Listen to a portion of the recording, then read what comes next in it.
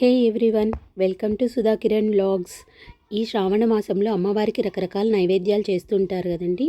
అందులోనే మనం ఒక భాగంగా మినప్పప్పు గారెలు చేస్తూ ఉంటారు. కొంతమంది మినప్పప్పు గారెలని నైవేద్యానికి పెట్టరు. అలా నైవేద్యానికి మినప్పప్పు గారెలు వద్దనుకున్న వాళ్ళు, లేదా వేరేగా చేద్దామనుకున్న వాళ్ళు ఈ రెసిపీ ట్రై చేసి చూడండి. అమ్మవారి నైవేద్యానికైనా ఈవినింగ్ స్నాక్స్కైనా ఎలా అయినా సరే ఈ రెసిపీ చాలా బాగుంటుంది. నైవేద్యానికైతే బాగా పనికొస్తాయి. దీనికోసం అనేసి వీటిని మేము అలసందలు అంటాము. ఒక్కొక్క ప్లేస్లో ఒక్కొక్క పేరుతో పిలుస్తారు. మేమైతే అలసందలు అంటాము. ఈ అలసందలు పొట్టు అలసందలు. ఇవి పొట్టు తీసేసిన అలసందలు కూడా మార్కెట్లో దొరుకుతాయండి. అవైతే క్లీన్ చేసుకునే పని ఉండదు. జస్ట్ నానబెట్టేసి చేసేసుకోవచ్చు. ఇవి పొట్టు కాబట్టి ఒక 4-5 అవర్స్ నానబెట్టిన తర్వాత వాటిని గాలించుకోవాలి. గాలించుకోవడం రాని వాళ్ళు ఇలా ఒక ఖాళీ గిన్నె కింద పెట్టి పైన జల్లెడ గిన్నె పెట్టి దాంట్లోకి మనం ఇలా బాగా పిసికేసినామంటే పొట్టంతా పైకి వస్తుంది. దీన్ని వడేసామనుకోండి మొత్తం పొట్టంతా ఒక దగ్గరకు వచ్చేసి అంతా కిందకి ఇలా కలెక్ట్ అయిపోతుంది.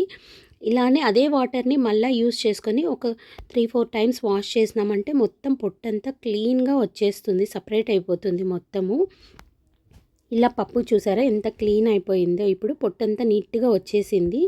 దీంట్లో మొత్తం ఇంత పొట్టు వచ్చింది. పొట్టు లేనిదనుకోండి చాలా ఈజీగా చేసుకోవచ్చు ఈ రెసిపీని. ఇలా క్లీన్ చేసుకున్న పప్పునంతా వేరే ఒక గిన్నెలోకి తీస్తున్నాను. ఎందుకంటే గాలిచ్చినప్పుడు కింద రాళ్ళు, ఇసుక ఇలాంటివన్నీ కింద నిలిచిపోయి ఉంటాయి. చూసారా ఎన్ని రాళ్ళు ఉండిపోయాయో. ఈ రాళ్ళన్నిటిని సపరేట్ చేయడానికని వేరే గిన్నెలోకి పప్పు తీసుకున్నాను. ఇప్పుడు ఒక మిక్సీ జార్లో లవంగాలు, ఇంకా తెల్లగడ్డ, పచ్చిమిర్చి, అల్లము ఇవన్నీ కొద్దిగా సాల్ట్ కూడా వేసుకొని మిక్సీ పట్టుకోవాలి.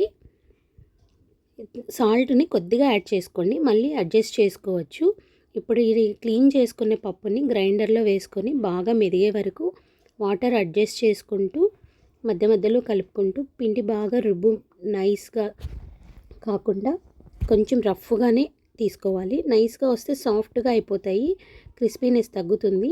ఇలా రఫ్గా ఆడించుకున్న పిండిలోకి ఇందాక మనం మిక్సీలో వేసుకున్నాం కదా పచ్చిమిర్చి పేస్టు, కొత్తిమీర, పుదీనా, ఆనియన్ తరుగు ఇవన్నీ వేసుకొని దాంతోపాటు సాల్ట్ కూడా కొద్దిగా యాడ్ చేసుకొని, ఇందాక కొద్దిగా వేసాం కదా ఇప్పుడు కొద్దిగా యాడ్ చేస్తున్నాము. యాడ్ చేసుకొని ఇదంతా బాగా కలుపుకోవాలి. మనం ఈ పిండి గ్రైండర్లో వేస్తే చాలా బాగా వస్తుంది ప్లఫీగా. పిండి చాలా బాగా అనుగ్గా వస్తుంది. చూసారా ఎంత ప్లఫీగా ఉందో.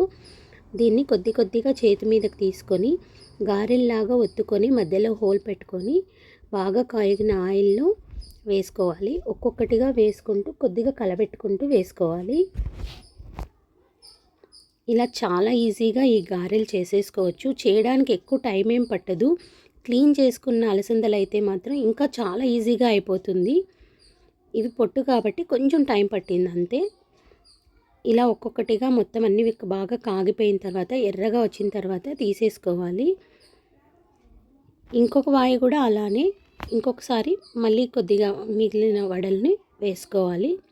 నైవేద్యానికి ఆనియన్, తెల్లగడ్డ ఇవి వద్దు అనుకున్న వాళ్ళు ఈ ఆనియన్ని ఇంకా తెల్లగడ్డని రెండింటిని కూడా స్కిప్ చేయొచ్చు. ఎంత క్రిస్పీగా ఉన్నాయో చూడండి. ఇలా క్రిస్పీగా వస్తాయి, పైన క్రిస్పీగా లోపల సాఫ్ట్గా చాలా బాగుంటాయి.